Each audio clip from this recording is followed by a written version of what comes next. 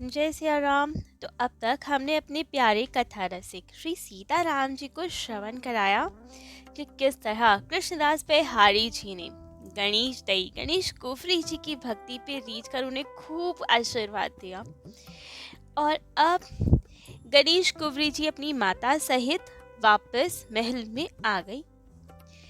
तो अब गणेश कुंवरी जी राम में हुई सदा राम जी का ही ध्यान करते हुए उनकी भक्ति करते हुए बड़ी होने लगी। 16 वर्ष की हो गई गणेश कुंवरी जी। अब तो माँ को चिंता कि अब पुत्र इतनी बड़ी हो गई है और इनके मन में वैराग्य विरक्ति बढ़ती ही जा रही है, तो कैसे अब इनका विवाह किया जाए, क्या किया जाए, अन्यथा ये तो विरक्त होके कहीं निकल ही ना पड़े। तो अब उन्होंने उनके पिता से बात की। पिता ने भी कहा कि हाँ, अब तो इनका विवाह कर देना चाहिए, परंतु वर ऐसा हो जो इनके ही अनुरूप हो, उतना ही उच्च भक्त हो, तभी हम विवाह करेंगे, अन्यथा नहीं। तो अब कहाँ ढूंढे, कैसे किया जाए। तो तब एक राजा थे आस्करण जी। वो भी बहुत ऊंचे भक्त थे और बहुत ही उच्च शासक भी थे। उनकी बात कोई और राजा टालते भी नहीं थे। तो अब आस्करण जी के पास ही गए, सब बातें बताई उन्हें कि पुत्री कितनी बड़ी भक्ता है और विवाह आदि का। तब तो इनके पास हरिराम व्यास जी भी आया करते थे और हरिराम व्यास जी बुंदेलखंड के राजा रुद्र प्रताप सिंह के यहाँ भी जाया करते थे। उनके पुत्र मधुकर शाह जी के गुरुदेव थे ये। तो अब जब हरिराम व्यास जी को भी पता चला इनकी भक्ति के विषय में, तो बहुत प्रभावित हुए। तो मधुकर शाह जी के विषय में बताया कि क्यों ना मधुकर शाह जी से ही इनका विवाह किया जाए, क्योंकि मधुकर शाह जी भी उच्च भक्त थे। परंतु जहाँ गणेश कुंवरी जी राम भक्त थी, मधुकर शाह जी उच्च कृष्ण भक्त थे। लेकिन भक्त तो दोनों ही थे, उच्च कोटि के भक्त थे। तो हरिराम व्यास जी आए वहां से ओरछा ओरछा आए और वहां के राजा रुद्र प्रताप सिंह उनसे गणेश कुंवरी जी की बात की और उन्होंने सहर्ष स्वीकृति भी दी कि ऐसी भक्ता हमारी पुत्र वधू बने तो हमें तो बहुत प्रसन्नता होगी, परंतु विवाह से पूर्व, रिश्ता पक्का करने से पूर्व मधुकर शाह जी से भी तो बात की जाए। वे तो परम विरक्त है, सदा ध्यान मग्न रहते हैं, कथा कीर्तन में रहते हैं, राज्य कार्य भी नहीं संभालते कुछ। वे तो सदा संतों के बीच में ही रहते हैं, वहीं उन्हें आनंद आता है। तो क्या वो विवाह के लिए मानेंगे? लगता नहीं है हमें, वे तो विरक्त ही रहना चाहते हैं।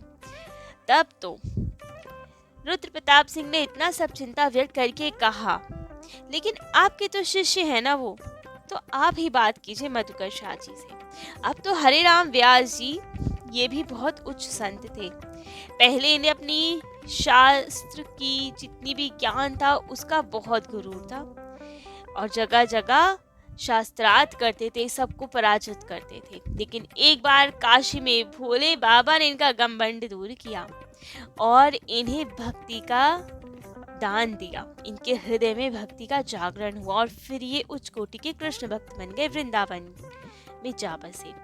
लेकिन अभी तक मधुकर शाह जी के तो गुरु थे, कृष्ण भक्त थे, लेकिन थोड़े अभी ज्ञान उपासक थे। तो आए मधुकर शाह जी के पास और मधुकर शाह जी तो सदैव श्री कृष्ण लीला में लीन रहते थे। सदैव उनके सामने तो दिव्य वृंदावन प्रकट रहता था।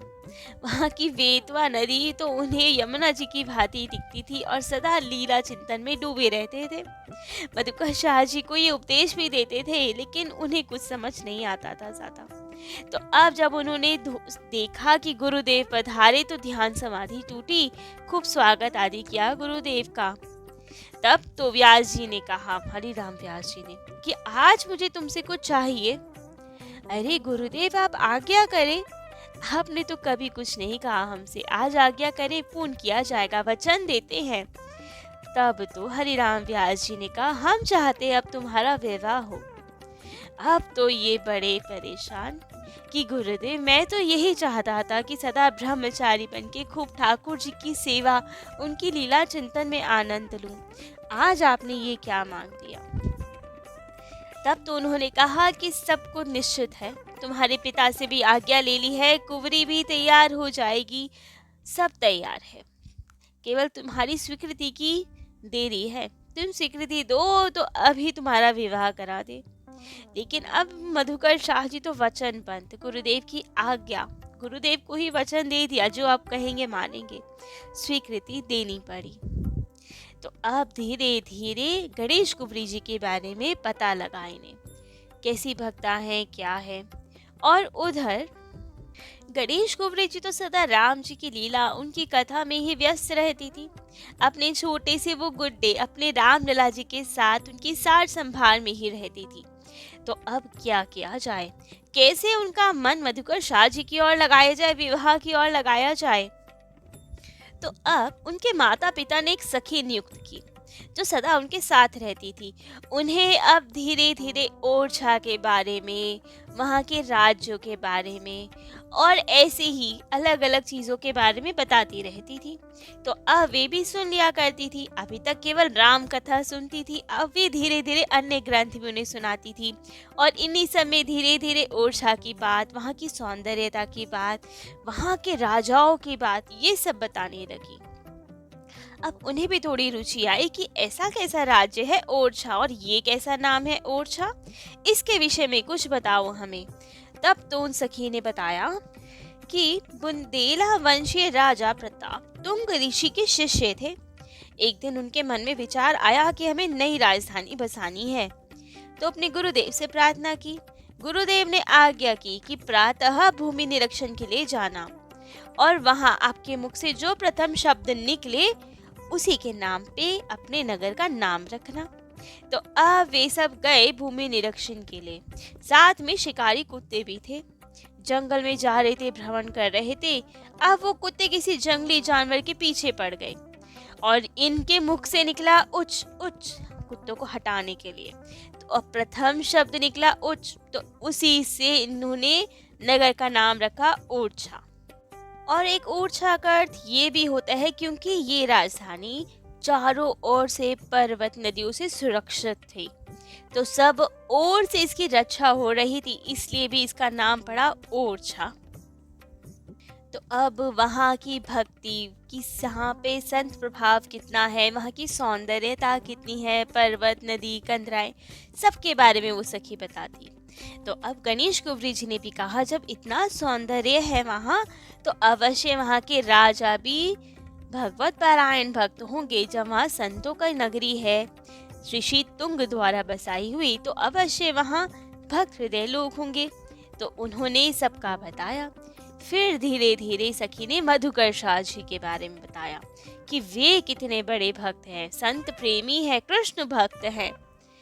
और फिर कहा एक रहस्य की बात और है कि उन्हीं मधुकर शाह जी से आपका रिश्ता तय हुआ है, उन्हीं से आपका विवाह होगा।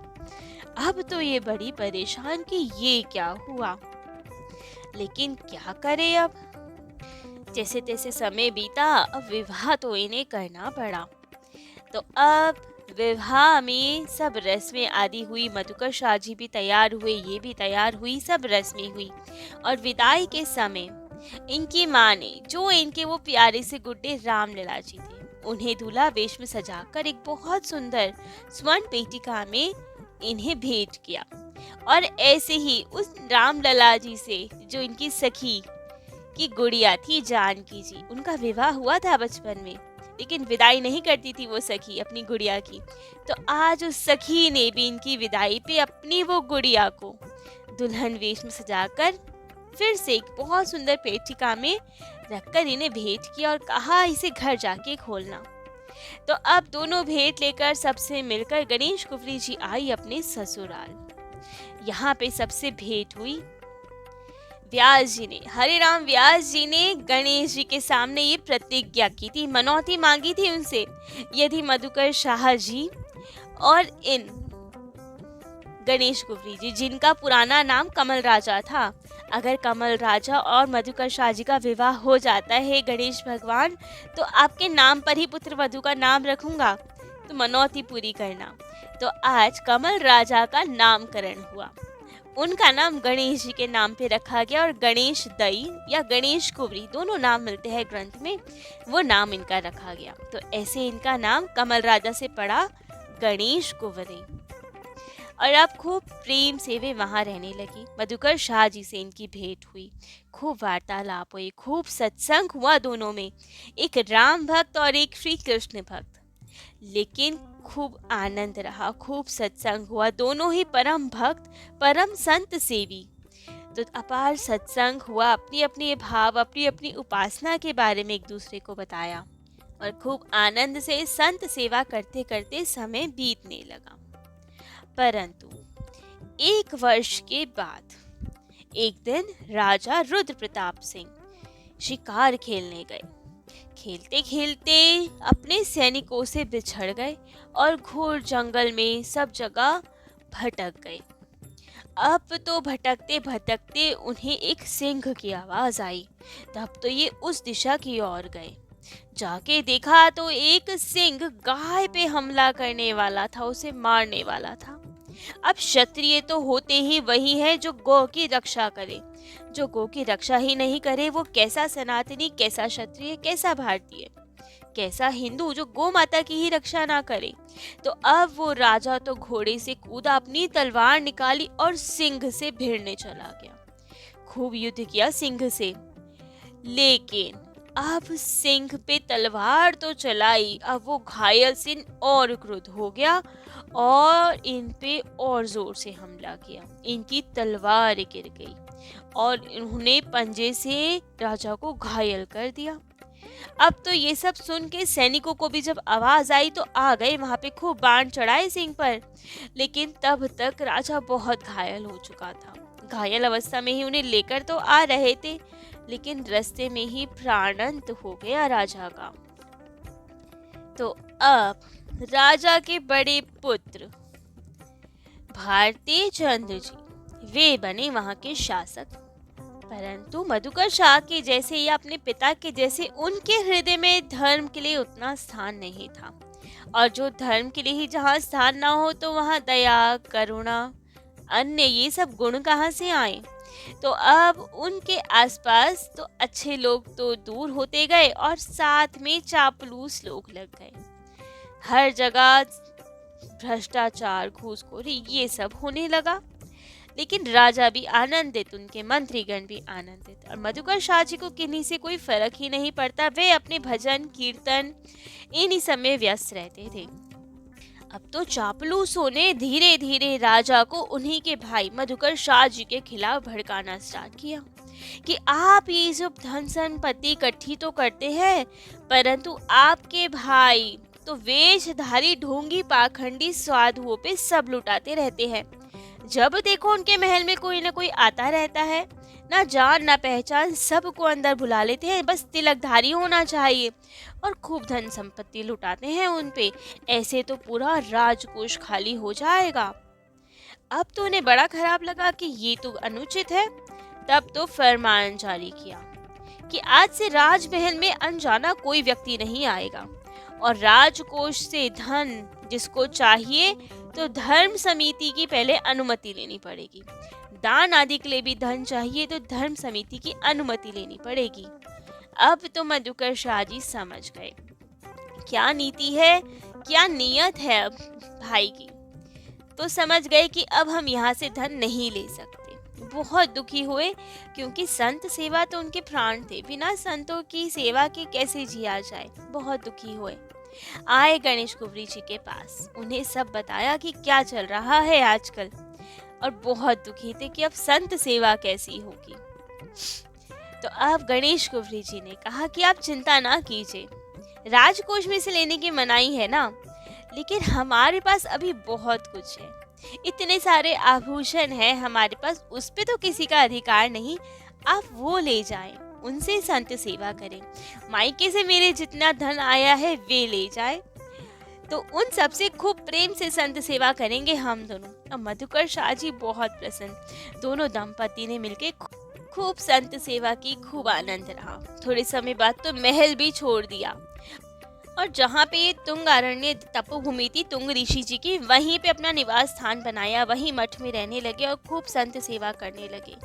सब संतों की चरणोदक लेते, चरण पखारते, उनके भोजन आदि का प्रबंध करते, बाल भोग, राजभोग, बयारू सब स्वयं ही बनाते और संतों की शीत प्रसादी पाते। खूब आनंद रहता, संतों के वस्त्र धोते, सारी सेवा स्वयं करते और खूब आनंद से संत सेवा चल रही थी। लेकिन विरोधियों को तो ये भी कहाँ पची बात कि ये तो अभी भी प्रसन्न है, उनको नहीं मजा आया। तब तो उन्होंने और कुछ रणनीति बनाई। इस बार संतों के साथ साथ भक्तों का सबका उपहास करने की सोची और एक योजना बनाई। अब उन्होंने सोचा कि क्यों ना थोड़ी परीक्षा ली जाए, थोड़ा उपहास किया जाए। 4 धोबियों को बुलाया, उनके 4 गधों के साथ, और कहा कि तुम बढ़िया साधु वेशधारी करो, तिलक लगाओ, कंठी पहनो, राम नामी ओढ़ लो और अपने गधों को भी ऐसे तैयार करो। गधों को भी तिलक लगाया गया, ऊर्ध्व पुंड, गले में कंठी बांधी गई, राम नामी उड़ा दी गई। कहा कि बड़ा संत सेवी बनता है ना मधुकर शाह, कोई नहीं, वैष्णव बन के जाएंगे ये गधे, फिर देखते हैं क्या होता है, खूब उपहास उड़ाएंगे हम उनका। और ऐसे करके उन्हें भेजा मधुकर शाह जी के पास। लेकिन अब क्या होता है, क्या ये मधुकर शाह जी का उपहास उड़ा पाते हैं? मधुकर शाह जी क्या षड्यंत्र समझकर इन्हें भेज देते हैं वापस, या वैष्णव समझकर इनका उतना ही आदर सत्कार करते हैं? होता क्या है, ये सब हम अपने प्यारे कथा रसिक श्री सीताराम जी को कल श्रवण कराएंगे। आज के लिए इतना ही। जय जय श्री सीताराम।